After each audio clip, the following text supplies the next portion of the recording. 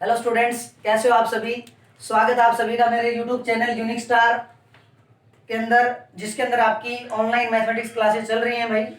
तो आज का जो अपना टॉपिक है वो है आपका पॉलिनोमियल। पॉलिनोमियल आपका बहुत ही इंपॉर्टेंट टॉपिक है भाई। तो इसको स्टार्ट करेंगे हम। इसको स्टार्ट करने के लिए सबसे पहले इससे थोड़ा सा और बैक में चलते हैं हम, जहाँ से पॉलिनोमियल की स्टार्ट होती है उससे भी बैक में चलते हैं कि कैसे क्या बनता है। तो सबसे पहला जो है आपके पास वेरिएबल वैल्यू। एक टर्म आपने पढ़ी होगी भाई पीछे क्लासेस में, वेरिएबल और एक कांस्टेंट। वेरिएबल और एक कांस्टेंट। तो वेरिएबल जो है, वेरिएबल की अगर हम थोड़ा सा इसके अंदर चेंज करें, वेरिएबल, वेरिएबल का मतलब वेरिएट, वेरिएशन मींस एक ऐसी वैल्यू है वेरिएबल जिसके अंदर टाइम टू टाइम या कुछ कंडीशन के अकॉर्डिंग चेंज आ जाए। कुछ टाइम टू टाइम उस कंडीशन के अकॉर्डिंग क्या आ जाए आपके अंदर चेंज। जैसे कि मैं ये कहूं, अगर मैं कहता हूं कि किसी की आयु जो है वो x ईयर है, किसी एक व्यक्ति आपके पास उसकी एज जो है वो x ईयर है। अगर उसकी एज x ईयर है तो भाई एट परसेंट x है, कुछ टाइम के बाद वो चेंज हो जाएगी तो x से बदल जाएगी कुछ ना कुछ। अब कुछ बदल जाएगी तो इसका मतलब ये जो वैल्यू है ना आपकी, ये इस वैल्यू के अंदर क्या आएगा आपका, कुछ चेंज आएगा कंडीशन के अकॉर्डिंग, कुछ टाइम के अकॉर्डिंग। लेकिन कांस्टेंट जो वैल्यू है वो एक ऐसी वैल्यू आपकी जिसके अंदर भाई चेंज नहीं आता। भाई भले आप कुछ भी करो उसके अंदर कोई भी चेंज आपका नहीं आएगा। तो वेरिएबल और कांस्टेंट दोनों वैल्यू आपको पता होना चाहिए कि वेरिएबल क्या होता है और कांस्टेंट क्या होता है। वेरिएबल आपकी ऐसी वैल्यू होती है जिसके अंदर टाइम या कुछ कंडीशन के अकॉर्डिंग चेंज आ जाए। कांस्टेंट आप उसको कहीं पर भी रखो, कोई भी कंडीशन लगाओ, उसमें कोई भी चेंज नहीं आना चाहिए, वो आपके पास क्या है, कांस्टेंट वैल्यू। कांस्टेंट का तो एग्जांपल अगर आप बात करोगे तो जितनी भी मैथमेटिकल वैल्यू है, जितने भी मैथमेटिकल जो न्यूमेरिकल वैल्यू है, मैथमेटिकल जो न्यूमेरिकल वैल्यू है, न्यूमेरिकल वैल्यू का मतलब भाई आगे आपने जो भी रियल नंबर सिस्टम पढ़ रखा है, रियल नंबर सिस्टम जो पढ़ रहा है मींस काउंटिंग, जो आपकी नंबर्स जो आपके रियल नंबर्स 3 4 5 -5 7 0 1/3 4/7 समथिंग लाइक, ये सारे के सारे नंबर आपके क्या हैं, कांस्टेंट वैल्यू है। क्योंकि अगर किसी की वैल्यू आपने 3 फिक्स की तो वो 3 ही रहेगी, उसमें कोई चेंज नहीं आएगा। तो ये अपने आप में क्या है, एक फिक्स वैल्यू है, इसके अंदर कुछ भी कंडीशन लगा लो कोई चेंज नहीं आता। लेकिन भाई वेरिएबल जो है आपके पास, वेरिएबल्स के अंदर आपके पास क्या आ जाता है, कुछ टाइम के अकॉर्डिंग, कुछ कंडीशन के अकॉर्डिंग चेंज आ जाता है। जैसे के लिए हम एक्स वाई जेड वगैरह जब हम यूज करते हैं तो एक्स वाई जेड की जैसे जैसे आप कंडीशन अलग अलग रखोगे उसकी वैल्यू क्या आ जाएगी, अलग अलग आ जाएगी। फॉर एग्जांपल अगर मैं करूँ कि x + 2 = 0 है तो x की वैल्यू यहाँ से कितनी आ गई भाई, -2। लेकिन दूसरे केस में अगर हमने किया कि x - 7 = 0, अब जैसे ये वैल्यू अलग अलग हुई तो x की वैल्यू यहाँ से कितनी आ गई भाई, 7। तो इसके अंदर तो आपका क्या आ गया भाई, चेंज। लेकिन यहाँ पे 3 4 5 अगर आप रखोगे तो इनके अंदर कोई भी चेंज नहीं आएगा। यहाँ पे ये 2 है तो 2 ही है, 7 है तो 7 है, लेकिन x की वैल्यू यहाँ पे -2 हो जाती है, यहाँ पे क्या हो जाती है 7, क्योंकि थोड़ा सा आपने इसकी वैल्यू अलग चेंज की तो इसकी वैल्यू भी अलग चेंज हुई।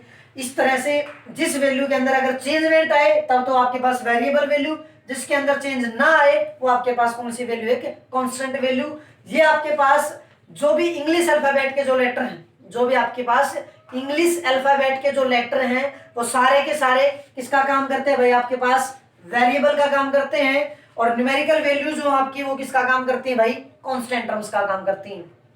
लेकिन भाई एक बात का ध्यान करना, कई बार जो है जो भी आपके पास एक एक्सप्रेशन जब बनती है तो उस एक्सप्रेशन के अंदर आपके पास वेरिएबल और कांस्टेंट जो वैल्यू वो थोड़ी सी चेंज हो जाती है, तो उसको आपको थोड़ा सा ध्यान देना है।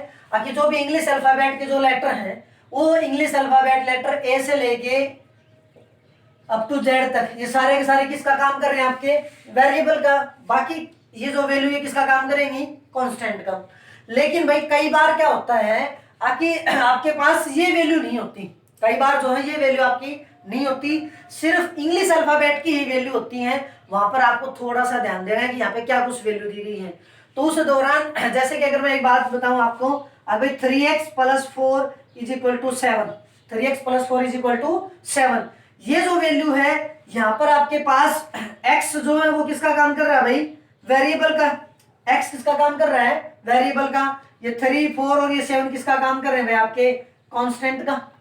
ठीक है। दूसरा एग्जांपल अगर हम ले, अगर भाई 6a - 7 = -12, 6a = -12, कोई भी वैल्यू आपके पास आ गई।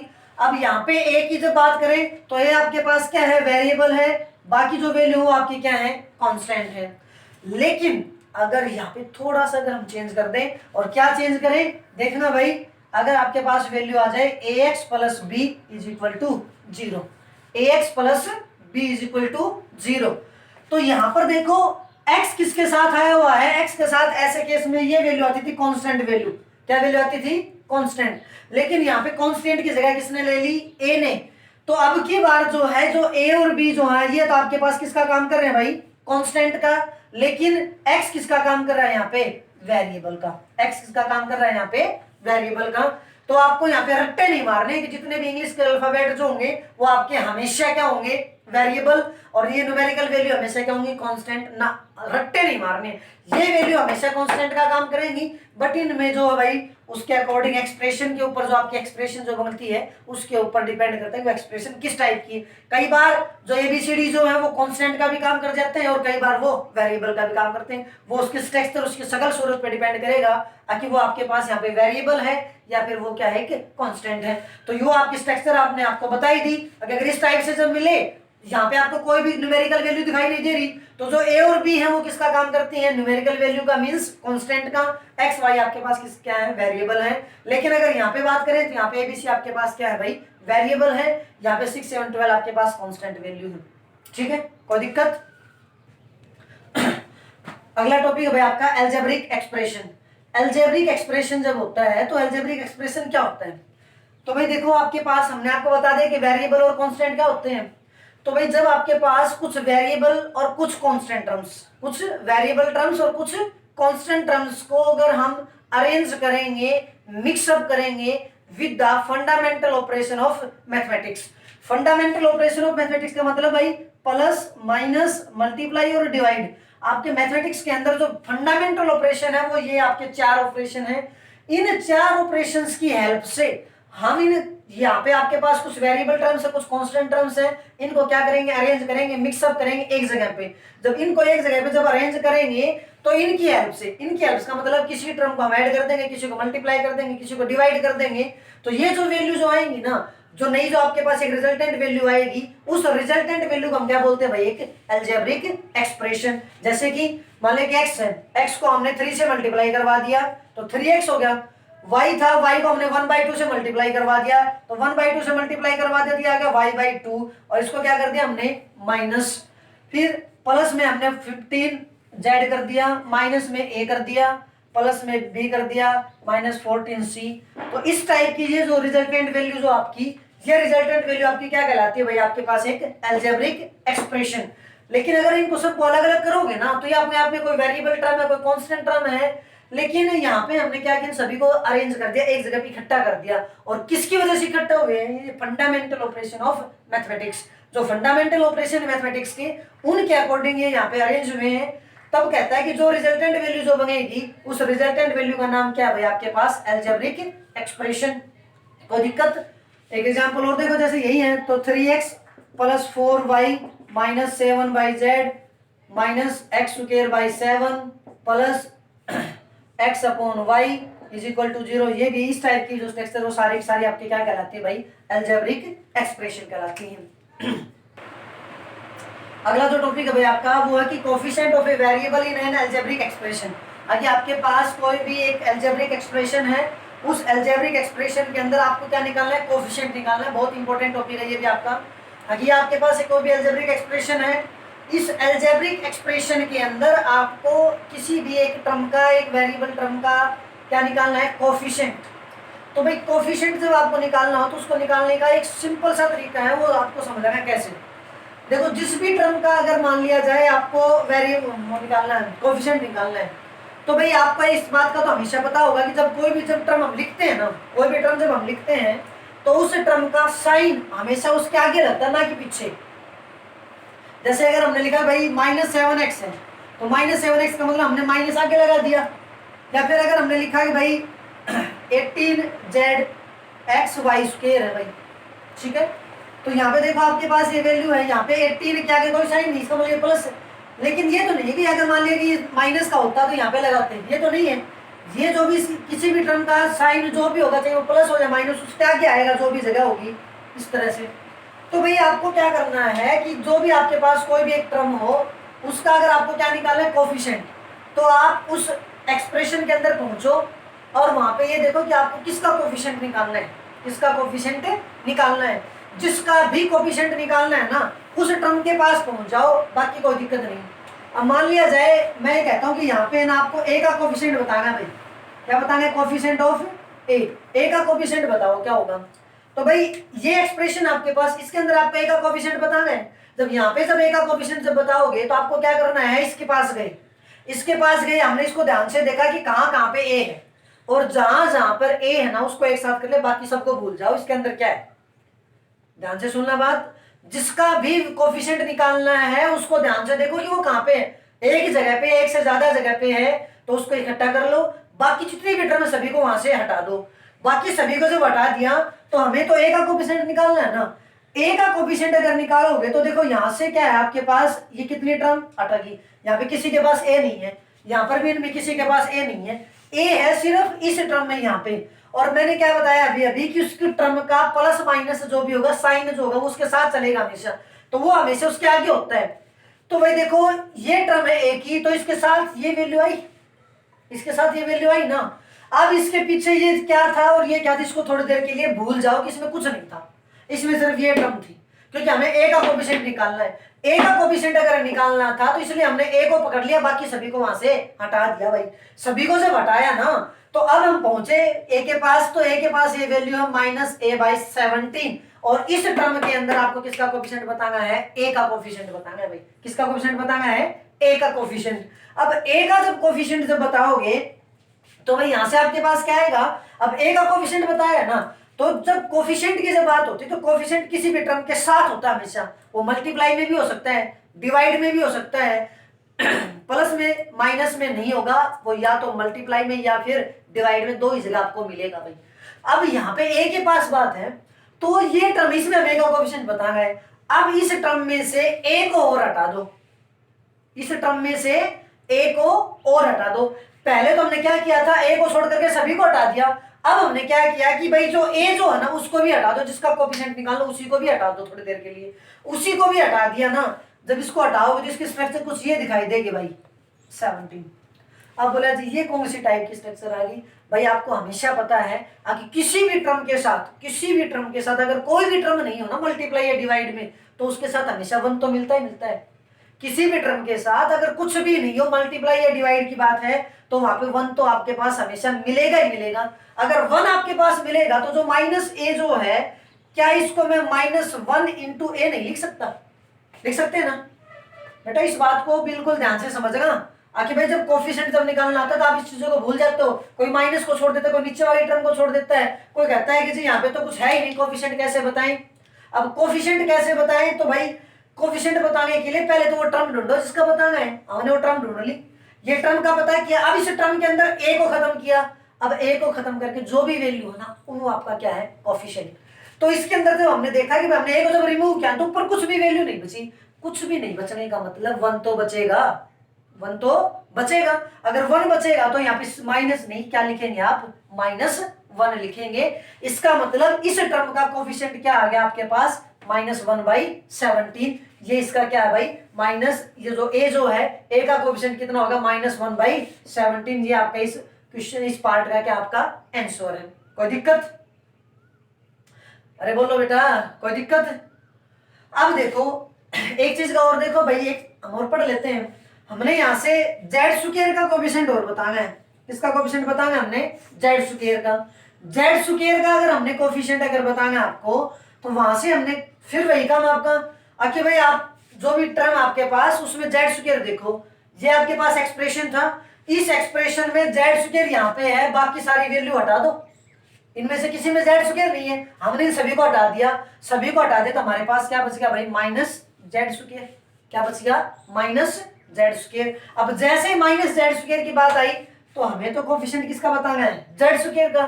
तो अब हम किसको भी हटाएंगे, z² को भी हटाएंगे, और z² को अगर हटाएंगे तो भाई यहाँ पे कितना बचेगा, माइनस। लेकिन अभी अभी हमने बताया कि भाई किसी भी टर्म के साथ अगर मल्टीप्लाई डिवाइड में कुछ भी ना हो तो 1 तो मिलेगा ही मिलेगा। अगर 1 मिलेगा तो यहाँ पे हम क्या कर देंगे, -1। तो इस z² का कोफिशिएंट कितना आ गया आपके पास, -1। कोई दिक्कत, और ले लो भाई। और की अगर हम बात करें, हमने बताया कि वाई स्क्वायर का एक्स की क्यूब का चाहिए आपको, किसका चाहिए, एक्स की क्यूब का कोएफिशिएंट बताना है। एक्स की क्यूब की देखो हमने यहाँ पे सिर्फ एक टर्म है, जितने भी टर्म है अगर मान लिया जाए, मैं यहाँ पे लिख देता हूँ भाई +7y एक्स की क्यूब कर देता हूँ ताकि आपको समझ में आ जाए। एक का तो करवा दिया, दो का नहीं करवाया। अब हमने यहाँ से देखा कि आपके पास एक्स क्यूब की जो टर्म है ना, दो टर्म आपकी बात, एक्स क्यूब की जो दो टर्म है उन दोनों को हमने ले लिया, बाकी सभी को क्या कर देंगे, हटा देंगे। तो भाई यहाँ से तो ये आपके पास 4x की क्यूब और यहाँ से आपके पास 7y इंटू एक्स की क्यूब, ठीक है, कोई दिक्कत। अब हमने इन दोनों को एक साथ कर लिया, इन दोनों को जब एक साथ किया तो भाई वही बात है, दोनों में एक्स की क्यूब है ना, एक्स की क्यूब को हमने क्या कर लिया भाई, बाहर कर लिया। एक्स की क्यूब को क्या किया, बाहर। जब एक्स की क्यूब को जो बाहर किया तो यहां से क्या बचेगा आपके पास 4 और यहां से क्या बचेगा भाई प्लस में 7y, प्लस में 7y। इसका मतलब यहां से जो ये टर्म थी, आप कई बार इसमें पजल हो जाते हो कि एक्स की क्यूब का बताना बोले तो ये 4 होगा, लेकिन ये नहीं देखा कि आगे भी कहीं एक्स की क्यूब है। तो एक बार पूरे एक्सप्रेशन को ध्यान से देखो कि उसमें अंदर कहां कहां पे वो वैल्यू है। सिर्फ पहली वैल्यू को देख के चलते मत भगना, नहीं तो बेटा इसे चलते भगना, अगला भी घुमा देगा फिर तुमने, इसे घुमोगे। तो ध्यान देना है कि अगर वो वैल्यू एक से ज्यादा जगह पे अगर हो तो वो हाथ से भी आपको उसको उठाना है। तो यहाँ पे आपके पास एक्स की क्यूब दो जगह पे थी, हमने उठा लिया, दोनों को एक साथ कर लिया, बाकी सभी को हटा दिया, साइड का काम चल भाई तू तो साइड में, आधा तो काम हो गया। अब यहां से क्या करना है कि ये वैल्यू आई आपके पास, अब ये वैल्यू है तो इन दोनों में एक्स की क्यूब था, इन दोनों से हमने एक्स की क्यूब भी कर लिया कॉमन। अब एक्स की क्यूब जब बाहर होता है, एक्स की क्यूब के साथ ये टर्म आई ना, अब यहां से थोड़ी देर के लिए किसको हटा दिया हमने, एक्स की क्यूब को भी हटा दिया। एक्स की क्यूब को जैसे हटाया तो आपके पास ये वैल्यू बचेगी, अगर ये वैल्यू बची तो यही वैल्यू क्या है आपके पास, एक्स की क्यूब का कोएफिशिएंट है कि 4 + 7y क्या है आपके एक्स की क्यूब का क्या है, कोएफिशिएंट है। कोई दिक्कत। तो भाई अब तक हमने पढ़ लिया variable, constant terms, algebraic expression और किसी भी एक टर्म का आपने कोएफिशिएंट निकालना पढ़ लिया। अब हम अपने टॉपिक पे आते हैं पॉलिनोमियल के पे। आगे भाई आपके पास कोई भी एक अलजेब्रिक एक्सप्रेशन जो है, कोई भी आपके पास एक अलजेब्रिक एक्सप्रेशन जो है, उस अलजेब्रिक एक्सप्रेशन को क्या कहेंगे हम, पॉलिनोमियल कहेंगे भाई। क्या कहेंगे हम, पॉलिनोमियल कहेंगे, क्योंकि पहले अलजेब्रिक एक्सप्रेशन बनता है उसके बाद क्या बनती है भाई, पॉलिनोमियल। तो भाई पॉलिनोमियल जब बनेगी तो पॉलिनोमियल की एक सीधी सी बात यह है कि हम उसको एक पहले सिंगल वेरिएबल में काम करेंगे। तो सिंगल वेरिएबल में जब काम करेंगे तो एक वेरिएबल का नाम देंगे। तो किसी भी पॉलिनोमियल की एक नोटेशन होती है भाई स्मॉल p, और यहाँ पे उस पॉलिनोमियल का वेरिएबल होता है। तो ये नोटेशन होती है किसी क्या होती है, पॉलिनोमियल इन x, इसको हम क्या बोलते हैं भाई, पॉलिनोमियल इन x। लेकिन किस अलजेब्रिक एक्सप्रेशन को पॉलिनोमियल कहेंगे वो जरूरी बात है समझने की। तो ध्यान से समझना बेटा, बहुत इंपॉर्टेंट टॉपिक स्टार्ट हो गया। कि भाई जो भी आपके पास एक पॉलिनोमियल px है, अब पॉलिनोमियल px किसको कहेंगे, कि जो भी अलजेब्रिक एक्सप्रेशन है ना आपके पास, उस अलजेब्रिक एक्सप्रेशन को पहले स्टैंडर्ड फॉर्म में बनाओ। पहले किस में बनाओ, स्टैंडर्ड फॉर्म में। अब बात नहीं आई स्टैंडर्ड फॉर्म क्या होती है भाई, तो यहाँ पे स्टैंडर्ड फॉर्म का मतलब ये है कि आप डायरेक्ट किसी भी अलजेब्रिक एक्सप्रेशंस को पॉलिनोमियल नहीं बोल सकते, पहले उसके लिए कुछ कंडीशंस है, वो कंडीशन सेटिस्फाई होनी चाहिए। और वो कंडीशन क्या है कि हम उसको पहले स्टैंडर्ड फॉर्म में लिखेंगे। स्टैंडर्ड फॉर्म का मतलब ये है कि पहला जो है कि वेरिएबल जो है आपका, variable must be in numerator. Variable जो है वो हमेशा कहाँ होना चाहिए भाई, must be in numerator. Variable जो आपका वो हमेशा कहाँ होना चाहिए, न्यूमरेटर के अंदर होना चाहिए। अगर आपका वेरिएबल न्यूमरेटर के अंदर नहीं है तो सबसे पहला काम आप उस वेरिएबल को नीचे से उठा करके कहां लेके जाओ, डिनोमिनेटर से कहां लेके जाओ, न्यूमरेटर के अंदर। न्यूमरेटर डिनोमिनेटर आपको पता है, फ्रैक्शन जब कोई भी होती है तो मान लिया कि x/y एक फ्रैक्शन है, तो ये आपके पास फ्रैक्शन, ये आपके पास न्यूमरेटर पार्ट है और ये आपके पास क्या भाई, डिनोमिनेटर पार्ट है। तो जो भी वेरिएबल टर्म है ना वो हमेशा मस्ट बी इन न्यूमरेटर। ताकि वेरिएबल हमेशा कहां होना चाहिए, न्यूमरेटर मींस ऊपर होना चाहिए, नीचे कभी भी नहीं होना चाहिए। अगर वो नीचे है तो उसको कहां से, नीचे से उठा करके कहां ले जाओ भाई, ऊपर लेके जाओ। जब नीचे से उठा करके जब ऊपर लेके जाओगे ना, तब आपको थोड़ा सा ध्यान करना है भाई। नीचे से उठा करके कहां लेके जाओगे, ऊपर जब लेके जाओगे तब आपको थोड़ा सा ध्यान करना है। और वो ध्यान क्या करना है कि जैसे आप इक्वेशंस को सोल्व किए हैं आपने, जब जैसे कि x + 2 = 0 है तो यहाँ पे साइन कन्वेंशन यूज करते हो ना। अगर भाई किसी साइड वैल्यू को अगर आप लेफ्ट हैंड साइड से राइट में लेके जाते हो या राइट से लेफ्ट में लेके आते हो तो वहां पे उस वैल्यू का साइन जो है वो चेंज होता है। जैसे आपने 2 को उधर लेके गए तो 2 का साइन क्या कर दिया भाई, -2 कर दिया। उसी प्रकार से जब आप किसी वैल्यू को, किसी भी एक वैल्यू को न्यूमरेटर से डिनोमिनेटर या डिनोमिनेटर से क्या लेके आते हो, न्यूमरेटर में जब लेके आते हो तो वहां पर आपके पास जो भी वैल्यू है, जो भी टर्म है, वेरिएबल कांस्टेंट जो भी है, जिसको आप न्यूमरेटर से डिनोमिनेटर में या डिनोमिनेटर से न्यूमरेटर में जब लेके जाओगे तो उस दौरान जो भी टर्म है आपके पास, उस टर्म की जो पावर जो होगी ना, उस पावर का साइन बदलेगा भाई।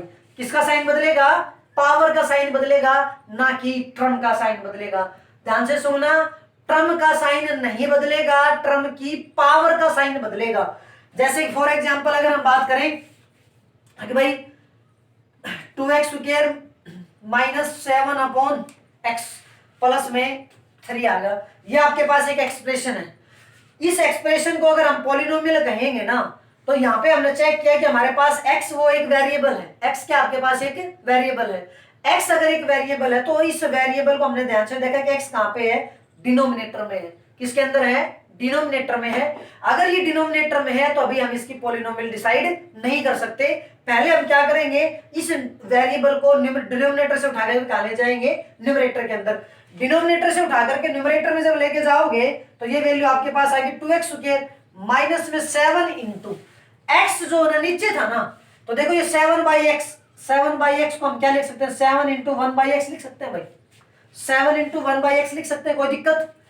अब 7 ये 1/x है ना, तो x नीचे है, हम इसको कहां लेके जाएंगे, ऊपर लेके जाएंगे। ऊपर लेके जाएंगे ना तो यहाँ पे अगर ध्यान से देखो x की पावर कितनी है, 1 मींस +1। यहाँ पे कुछ नहीं वैसे तो पावर, और कुछ भी पावर नहीं तो इसकी पावर 1 तो मिलेगी हमेशा। तो यहाँ पे इसका मतलब कितनी पावर है भाई, 1 पावर है। अगर 1 पावर है तो भाई जैसे आप उसको ऊपर लेके जाओगे ना तो ये x की पावर कितनी हो जाएगी भाई, -1। x की पावर कितनी हो जाएगी, -1। ये है आपका स्टैंडर्ड फॉर्म का फर्स्ट रूल। आगे वेरिएबल हमेशा कहाँ होना चाहिए, न्यूमरेटर में होना चाहिए। तो वेरिएबल को हमने कहाँ कर दिया, न्यूमरेटर के अंदर कर दिया। ये डिनोमिनेटर में था, यहाँ पे x की पावर 1 थी। जब हम इसको डिनोमिनेटर से ऊपर लेके गए तब इसकी पावर क्या होगी, नीचे +1 थी, ऊपर जाके किसकी होगी, -1। और भाई ये ध्यान मत रखना हमेशा, ये ध्यान रखना हमेशा, आखिर जरूरी नहीं आखिर डिनोमिनेटर से न्यूमरेटर में जाओगे तभी साइन बदलेगा ना। भले आप डिनोमिनेटर से न्यूमरेटर में या न्यूमरेटर से डिनोमिनेटर में जब लाओगे तो हमेशा वैल्यू की पावर जो होती है उस पावर का साइन हमेशा बदलेगा भाई। तो ये x नीचे था, ऊपर लेके गए, x की पावर -1 होगी, प्लस में क्या होगा भाई आपके पास 3। कोई दिक्कत। तो पहला रूल आपके पास ये है कि भाई कोई भी जो वेरिएबल जो होगा वो हमेशा कहाँ होना चाहिए, न्यूमरेटर में। अगर है ऑलरेडी बहुत अच्छी बात है, अगर नहीं है तो उसको कहाँ लेके जाओगे, ऊपर लेके जाओगे, कोई दिक्कत। सेकंड जो रूल है इसका, सेकंड रूल जो ये है कि भाई जो भी वेरिएबल है, जो भी वेरिएबल है उस वेरिएबल की पावर्स जो हैं उन पावर्स को हमेशा या तो असेंडिंग ऑर्डर में लिखो या फिर डिसेंडिंग ऑर्डर में। एक ऑर्डर आपको पकड़ना है, वो आपकी मर्जी, आप कौन सा पकड़ते हो, असेंडिंग और descending order. Ascending descending, descending का मतलब नीचे आते हुए, असेंडिंग का मतलब ऊपर चढ़ते हुए, आरोही अवरोही क्रम। मींस असेंडिंग डिसेंडिंग का मतलब ये है कि डिसेंडिंग का मतलब अगर यहाँ पे जैसे x की पावर 5 है, फिर x की पावर 4, x की पावर 3, x की पावर 2, x और फिर बिना पावर, देखो ये 5 4 3 2, मींस इनकी पावर्स जो है ना वो या तो इंक्रीजिंग ऑर्डर में होनी चाहिए या फिर वो डिक्रीजिंग ऑर्डर में होनी चाहिए भाई। वो आपकी मर्जी, आप उसको किस ऑर्डर में लेके जाते, उससे कोई दिक्कत नहीं है, लेकिन होनी चाहिए उनका जो ऑर्डर जो सही होना चाहिए, या तो वो इंक्रीज होना चाहिए या फिर वो डिक्रीज होना चाहिए। वो आपकी मर्जी, आप उसको क्या करते हो, ठीक है। उसके बाद जब आपके पास कोई भी अलजेब्रिक एक्सप्रेशन है, उस अलजेब्रिक एक्सप्रेशन को आपने ध्यान से देखा, उसके जितने भी वेरिएबल थे वो सारे के सारे न्यूमरेटर में हैं, और भाई उनकी पावर्स जो है वो हमेशा डिसेंडिंग ऑर्डर में है या असेंडिंग ऑर्डर में है, वो आपकी मर्जी, उससे हमें कोई दिक्कत नहीं। लेकिन उनका पावर्स जो, उनका ऑर्डर जो अरेंज होना चाहिए या तो इंक्रीजिंग या फिर डिक्रीजिंग, उससे कोई दिक्कत नहीं। उसके बाद जो है वो आप जितने भी वेरिएबल हैं वहां पे, और उन वेरिएबल्स की जितनी भी पावर्स जो हैं, उस वेरिएबल की जितनी भी पावर्स जो हैं, उन सभी पावर्स को ध्यान से देखना है। वो सभी पावर्स आपकी एक होल नंबर होनी चाहिए। क्या होनी चाहिए, आपकी होल नंबर होनी चाहिए। वोल नंबर का मतलब आपने नंबर सिस्टम पढ़ा होगा, नेचुरल नंबर। नेचुरल नंबर की स्टार्टिंग कॉमन लेन देन में ये था आपके पास 1 2 3 इस टाइप से चलता जाया था। लेकिन वोल नंबर जो था इसके अंदर हमने क्या इंक्लूड कर दिया था भाई, जीरो भी इंक्लूड कर दिया था। जीरो भी हमने क्या कर दिया था इसके अंदर, इंक्लूड कर दिया था। स्टैंडर्ड फॉर्म मींस वेरिएबल जो है वो हमेशा न्यूमरेटर में होनी चाहिए, पावर्स डिसेंडिंग या असेंडिंग में होनी चाहिए। उसके बाद की बात है कि जितने भी वेरिएबल है ना, प्रत्येक वेरिएबल की पावर जो है वो इस सेट से बिलोंग करनी चाहिए, एक होल नंबर होनी चाहिए। मींस उनकी शक्ल सूरत जो है वो इन नंबरों में से कोई एक होनी चाहिए, इन नंबरों में से कोई भी एक होनी चाहिए। अगर इनके अलावा अगर कोई हुई तब वो आपके पास एक पॉलिनोमियल नहीं बनेगा। इनके अलावा का मतलब कहीं पे किसी की पावर -7 आ गई, कहीं पे 3/4 आ गया, तो वो आपके पास एक पॉलिनोमियल मींस एक वोल नंबर नहीं है। वोल नंबर नहीं है तो वो एक पॉलिनोमियल भी नहीं बनेगा। ये बात अपने माइंड में सेट करके रखनी है।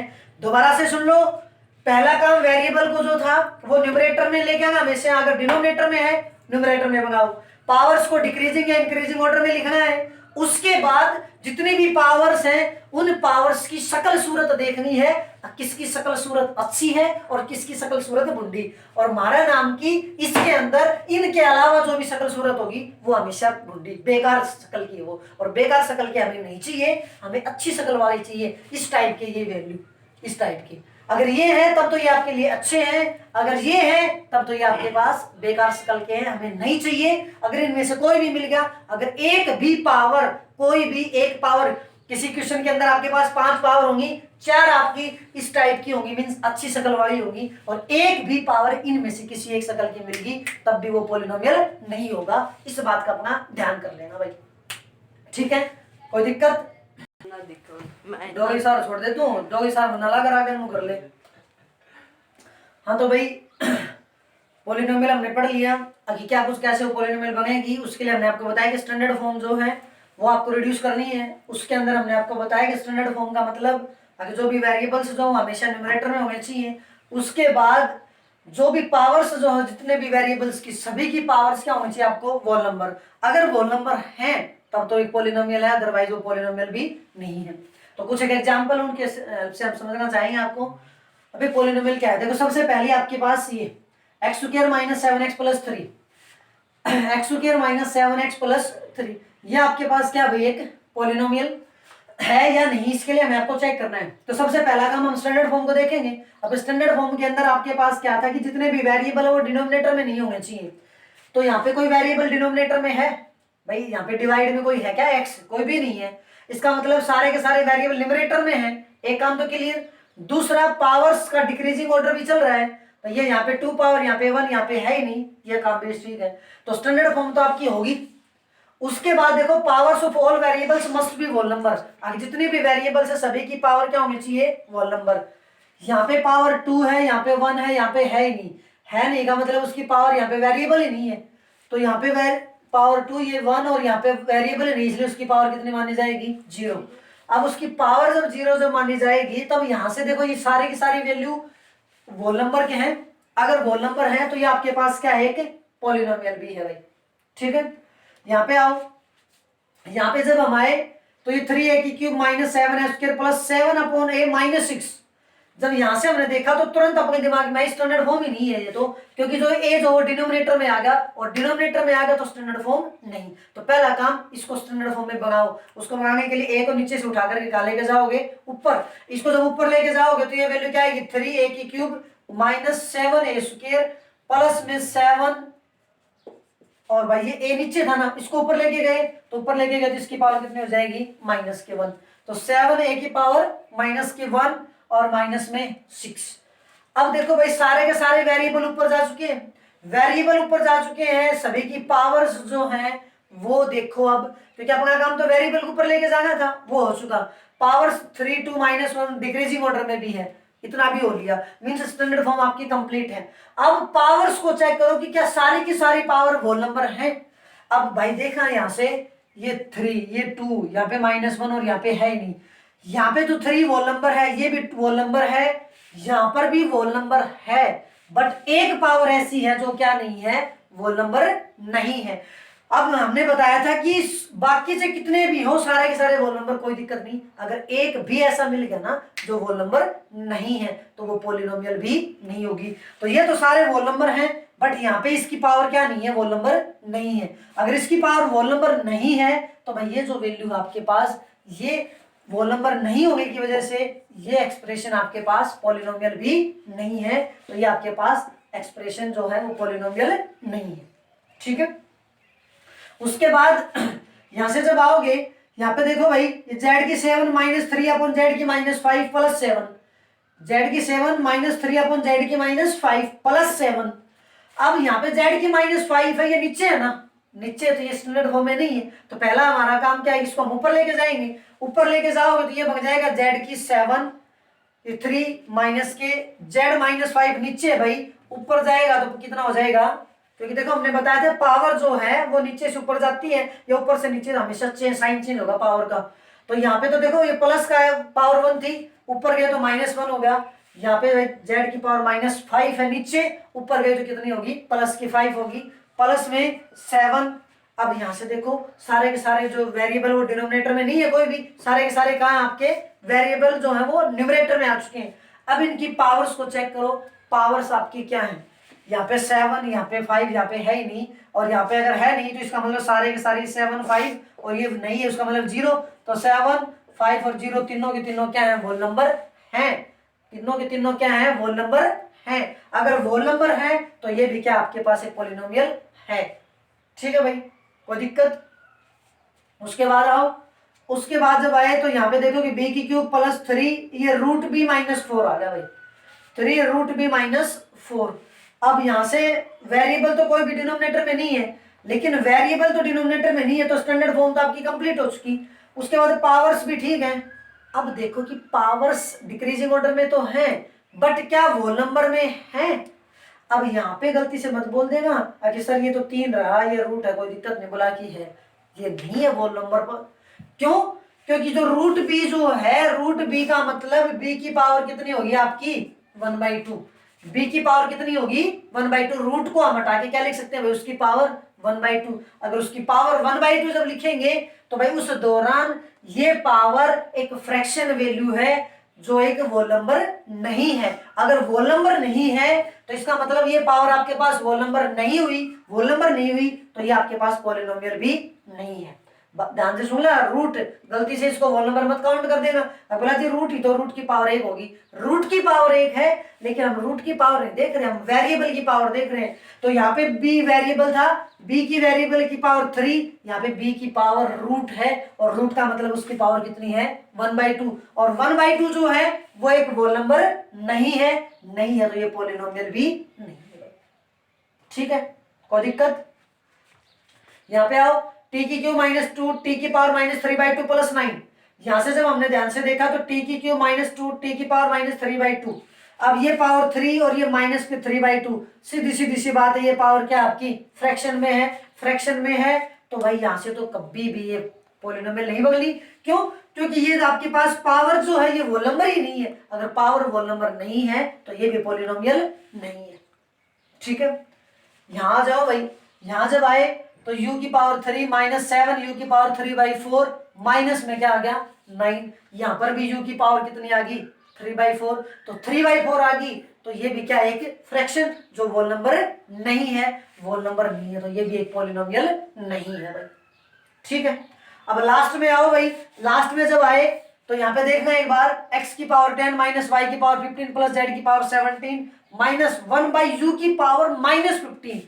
देखो ये तीनों वेरिएबल तो न्यूमरेटर में थे, लेकिन यहाँ पे ये वेरिएबल कहाँ गया डिनोमिनेटर में, ये वेरिएबल कहाँ गया डिनोमिनेटर में। तो पहले हम इसको बाद में डिसाइड करेंगे, पहले इस न्यूमरेटर इसको वेरिएबल को कहाँ लेके जाएंगे न्यूमरेटर में। वेरिएबल को जब न्यूमरेटर में लेके गए तो भाई x की पावर 10 माइनस y की 15 और प्लस z की 17, तो सेम इसको लेके गए तो minus as it is, u जब ऊपर जाएगा तो u की पावर कितनी हो जाएगी प्लस की 15, u की पावर कितनी हो जाएगी प्लस की 15। तो यहां से जो वैल्यू आई आपके पास x की पावर 10 15 17 15, सारी की सारी जो वैल्यू है सारी की सारी वोल नंबर है, सभी के सभी क्या है वोल नंबर। अगर वो वोल नंबर है तो ये आपके पास क्या है भाई एक पॉलिनोमियल है, ये क्या आपके पास एक पॉलिनोमियल है। यहाँ से कोई दिक्कत? ये बात समझ में आई कि नहीं आई? कुछ एग्जांपल्स हमने आपको बता दिया कि कैसे क्या करना है, और इसी टाइप के आपको एग्जांपल देता है भाई। कोई दिक्कत? अब यहाँ से एक बात और थोड़ा सा ध्यान करना कि भाई यहाँ पे सिर्फ आपके पास 1, 2 और ये 3 पॉलिनोमियल बनी है, बाकी के सारे पॉलिनोमियल नहीं है। 3 पॉलिनोमियल जब आपके पास बनी है तो 3 पॉलिनोमियल्स के अंदर हमने आपको एक बात ध्यान से देखो, ये पहली पॉलिनोमियल थी, इसमें वेरिएबल सिर्फ x था, इसमें वेरिएबल कौन सा? सिर्फ x। अगर इसमें सिर्फ x है तो ये पॉलिनोमियल है 1 वेरिएबल के अंदर, क्योंकि सारे के अंदर कितना वेरिएबल है? सिर्फ x है। कदे कहते हैं जी किस्मत x के भी भाई है तो x ही, x की पावर बढ़ने से वेरिएबल नहीं बढ़ता। पावर तो कितनी भी हो सकती है उसके अंदर, वो उसकी डिग्री जब हम बात करेंगे वो डिग्री पे डिपेंड करेगा, बट यहाँ पे वेरिएबल तो कौन है? सिर्फ x है। तो एक वेरिएबल है तो ये पॉलिनोमियल इन 1 वेरिएबल, पॉलिनोमियल इन 1 वेरिएबल। सेम ये जो है ये भी पॉलिनोमियल 1 वेरिएबल के अंदर है, लेकिन यहाँ पे कितने वेरिएबल है? 4, x y z u, 4 variable है। तो ये जो पॉलिनोमियल है कितने वेरिएबल में? 4 वेरिएबल में है। कितने वेरिएबल में है? 4 वेरिएबल में। और दिक्कत? ठीक है भाई, चले। तो भाई पॉलिनोमियल के बारे में हम आपको पढ़ चुके हैं कि पॉलिनोमियल क्या होती है, कैसे बनती है, और आपको कुछ एग्जांपल देके बता भी दिया। तो भाई आज की जो अपनी क्लास है वो यहीं पे फिनिश होती है, क्योंकि फिर इसके बाद का जो टॉपिक है पॉलिनोमियल के बारे में अभी बहुत सारा बचा हुआ है, एक क्लास और आएगी पॉलिनोमियल की।